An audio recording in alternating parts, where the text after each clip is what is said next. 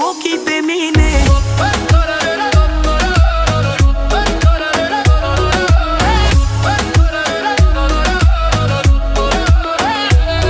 Dintre toate una care mă privește insistent, cu tupeule eu obraznic mă face să fiu atent. Ce-i place la fetiță atunci când mă dau la ea? Știu că este jucăușă, am învățat-o maică sa.